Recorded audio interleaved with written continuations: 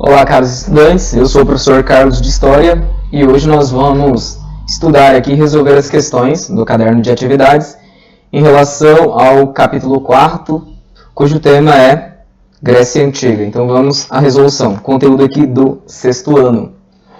Observe o mapa a seguir referente à civilização grega na Antiguidade. Então nós temos o mapa aqui, no qual consta as origens do povo grego antigo. Vamos aqui às questões. Então, a fonte aqui do mapa é o Atlas Histórico Escolar, Rio de Janeiro, IBGE, de 1973. Vamos aqui às questões. Com base na observação do mapa, responda as questões a seguir. Qual era a localização da Grécia Antiga? Qual era a localização da Grécia Antiga? Então, a Grécia Antiga ela se localizava na região da Península Balcânica, né? A região peninsular. Também ela continha partes ali referente à costa da Ásia Menor, onde atualmente é a Turquia. Tinha também ilhas, né? Que a gente chama de Grécia Insular, as ilhas ali do Mar Egeu e do Mar Jônico. Então, a Grécia Antiga estava localizada no sul da Península Balcânica, compreendendo terras peninsulares, a parte continental, e ilhas, né? Forma a parte insular, formada pelas ilhas do Mar Egeu e do Mar Jônico, e a parte asiática, localizada no litoral da Ásia Menor. Vamos à questão B. Quais foram os grupos formadores do povo grego? Foram os aqueus, os jônios, os eólios e os dórios, povos vindos da Ásia e de outras partes da Europa, né? Como mostra em cores ali no mapa. Letra C. O que eram os gênos? Os gênos eram comunidades formadas por um grupo familiar, cujo descendente, no qual eles tinham um descendente comum. Quais funções o patriarca exercia nos gênos? Exercia as funções administrativas, jurídicas, religiosas. Toda a autoridade era do líder do gênus, ou comunidade gentílica, né? Que ele era chamado de pater. Então ele tinha essa liderança aí dentro desse núcleo familiar. Letra E. Por que as comunidades gentílicas ou gênos entraram em crise? Qual foi o resultado de tal situação? Bom, os gênos entraram em crise porque a população cresceu e não existia terra para todos, pois as propriedades passaram a ser controladas por poucas pessoas. Os gênos deram lugar às cidades-estados ou às polis gregas. Bom, então assim, como as comunidades gentílicas elas cresceram bastante, não havia terra para todos, automaticamente as terras começaram a ser de propriedade privada. E quem garantiu o domínio dessas terras de forma mais efetiva foram os parentes dos paters, né? Que a gente vai ver mais adiante, que são os eupátridas. Eupátridas, eles tinham descendência direta com o pater, que era o líder dos gênos, então eles conseguiram aí as terras melhores, mais férteis para cultivar. Então uma boa parcela não teve acesso a essa terra por conta dessa crise, né, ocorrida pelo aumento populacional. Vamos aqui à questão 2. Sobre a organização do governo que se estabeleceu nas cidades-estados gregas. Relacione as formas de governo e as respectivas descrições. Então nós temos A, democracia, B, oligarquia e C, tirania. Bom, essa questão aqui é tranquila, então vamos à resolução. Governo de poucas pessoas, geralmente de um grupo específico da sociedade. Nós estamos falando aqui da oligarquia. Oligo significa poucos, iquia, poder. Próximo item, governo do povo. Então nós estamos falando aqui da democracia, né? Demo, povo, cracia, poder, poder do povo, governo do povo. E o último item aqui, governo de apenas uma pessoa, que geralmente toma o poder à força. Nós estamos falando aqui da tirania, né? Tirania, anteriormente, era conceituado como alguém que toma o poder de forma ilegítima, de forma ilegal, né? E não uma pessoa autoritária, ditatorial. Atualmente, o significado, a semântica, o sentido de tirano tem outras conotações que não existiam na Grécia Antiga. Vamos aqui à terceira questão. Leia o texto a seguir sobre alguns aspectos da democracia ateniense. Se de um lado, durante o período clássico, a democracia ateniense foi cada vez mais abrangente no que diz respeito ao cidadão de outro, ela fechou-se mais e mais aos metecos e escravos. Metecos eram os estrangeiros. Até 451 a.C., para ser cidadão, bastava ter um dos genitores, um dos pais atenienses. Neste ano, Péricles promulgou uma lei estabelecendo que somente os filhos de pai e mãe atenienses poderiam ser considerados cidadãos. Vamos aqui às questões. Letra A da questão 3. Com base no texto, explique o que foi a democracia grega. Bom, a democracia ateniense, a democracia grega, ela, tal como nós a conhecemos, é atribuída a Clístenes, que governou a Atenas de 565 a.C. a 492 a.C. Ainda que tenha sido precedida por uma série de reformas promovidas por diversos legisladores a fim de acabar com os conflitos em Atenas, para os atenienses, a democracia era a garantia da participação política direta, ou seja, não se escolhiam representantes para legislar.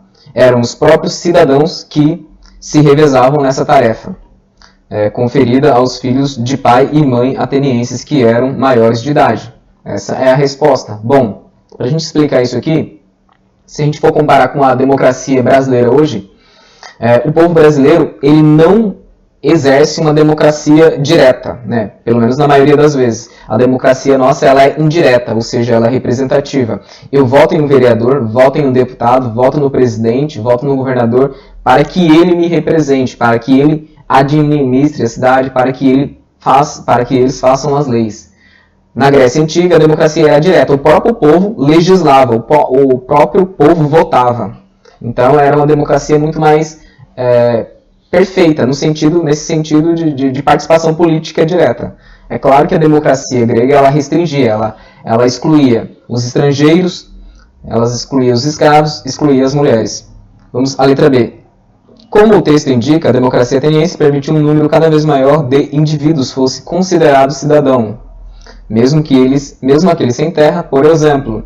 Porém, outros grupos permaneceram excluídos politicamente. Quem eram eles? Bom, os metecos, ou seja, os estrangeiros, os escravizados e as mulheres, como eu falei anteriormente. Letra C. O modelo democrático ateniense foi utilizado em todas as polis gregas. Por quê? Não foi utilizado em todas as polis gregas. Por quê? Porque a Grécia não era uma região unificada. Cada cidade-estado apresentava características próprias.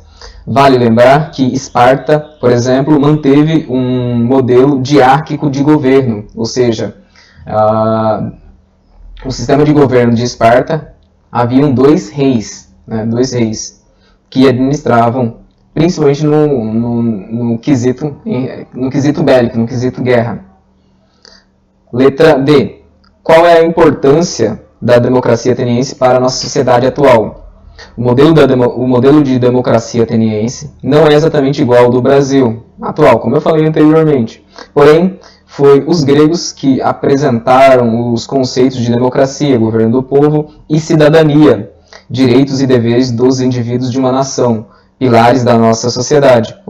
No exemplo ateniense, bastava se descentralizar o poder nas mãos de um único grupo, disseminando-o na sociedade, como nós falamos anteriormente. Vamos aqui à questão 4. Questão 4. Complete a cruzadinha com base nas dicas apresentadas a seguir. Letra A. Autor das obras Ilíada e Odisseia que retratam a Guerra de Troia. Estamos falando aqui de Homero. Letra B. Forma como os gregos chamavam os persas. Os gregos chamavam os persas de medos. Letra C. Assembleia Popular em Atenas, criada pelo legislador Solon, Eclésia. Letra D. Legislador grego do período clássico que realizou grandes obras e conquistou a simpatia das camadas populares na luta contra a aristocracia. Estamos falando aqui de Péricles. Letra E. Nome da guerra ocorrida entre as cidades-estados gregas. Tal denominação deriva da liga liderada pela cidade de Esparta. Peloponeso. Vamos à letra F. Parte mais alta da polis grega, lugar sagrado e político. Nela se localizavam os templos que os gregos celebravam o culto aos deuses e decidiam os destinos políticos da cidade. Estamos falando aqui da Acrópole. E letra G, designação da cidade-estado na Grécia Antiga, polis. Vamos aqui, então, à questão 5. A história antiga, como vimos, é o período delimitado entre o surgimento da escrita e o declínio do Império Romano do Ocidente, ou seja, de 4000 a.C. a 476 d.C. Dentro desse recorte temporal, a história da Grécia e de Roma antigas é chamado de Antiguidade Clássica. Considere a seguinte definição para a palavra clássica utilizada no contexto da arte. No contexto da arte, clássico é uma obra que serve de modelo, que é considerada de importância fundamental para a humanidade, inovadora, fundadora e quase sempre antiga, né? Essa definição aqui é de Kalina Silva. Vamos aqui à questão. Letra A. Defina, com suas palavras, o período denominado de Antiguidade Clássica. Você consegue deduzir por que ele é assim chamado?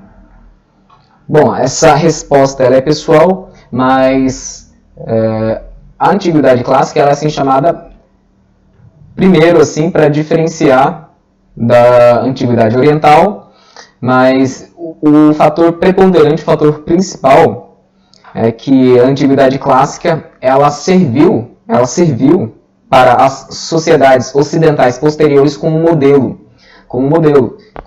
político, como modelo de filosofia, como modelo de arte, como modelo de cultura intelectual, em todos os sentidos, né?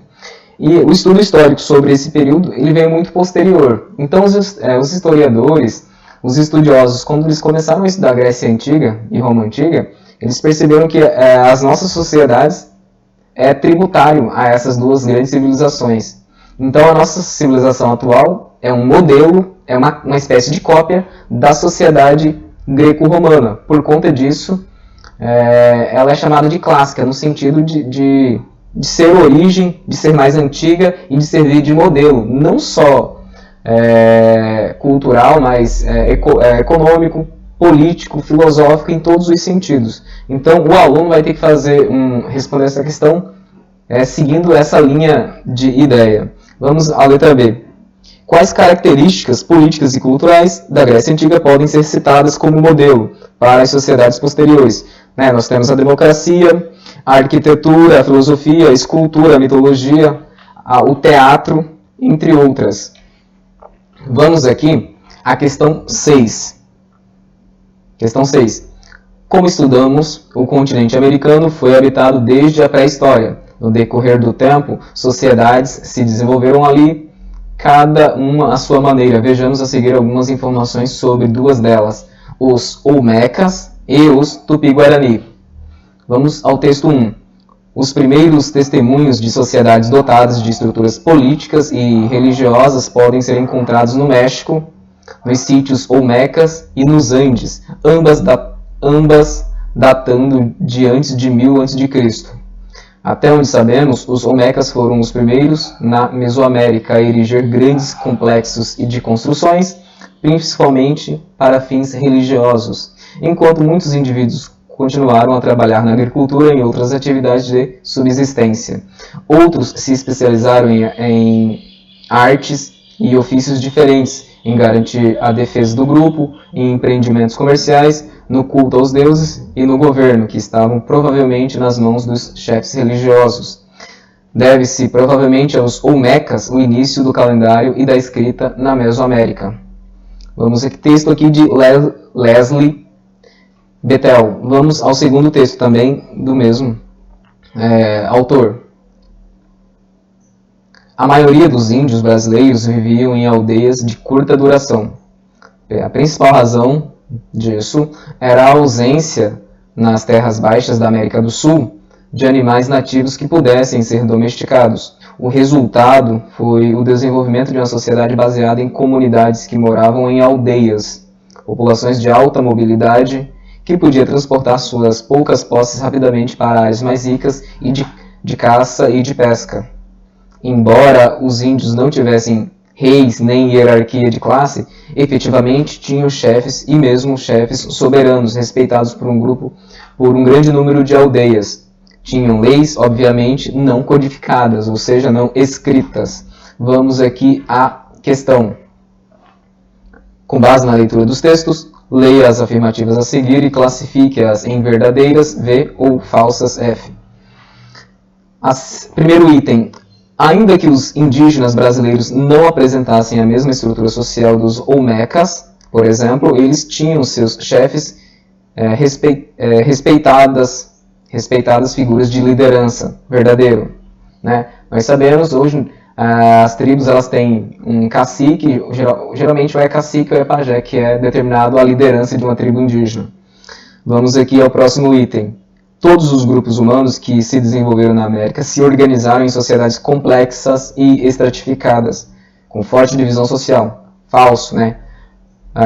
Como no primeiro item lá, havia sociedades complexas e não complexas, como a que ocorreu. As não complexas ocorreram aqui na região do Brasil.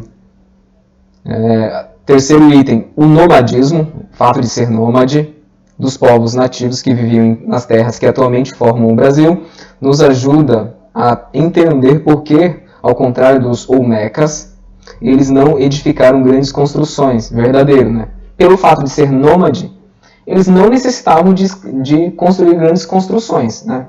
Imagina que você mora num local e daqui 5 anos você vai mudar. Você não vai construir nenhum edifício grandioso ali, porque não tem razão de ser, sendo que você tem uma vida nômade. Vamos ao quarto item. No continente americano, a escrita olmeca teve início no México e daí se espalhou para outras áreas, chegando inclusive às regiões ocupadas pelos povos indígenas pelos povos indígenas do atual Brasil. Falso. Próximo item. A produção cultural dos olmecas teve impactos na região do México, onde outros povos, como os maias e os astecas, também produziram seus calendários, verdadeiro. O penúltimo item, os olmecas foram provavelmente os primeiros a desenvolver uma escrita na Mesoamérica. Correto também, verdadeiro, conforme no texto. E o último item, os povos indígenas brasileiros estruturavam-se em comunidades nômades, baseado principalmente nas atividades de caça e pesca, verdadeiro. Bom, aqui nós terminamos essas questões referente ao caderno de atividade do 6º ano, né? Referente aqui à Grécia Antiga.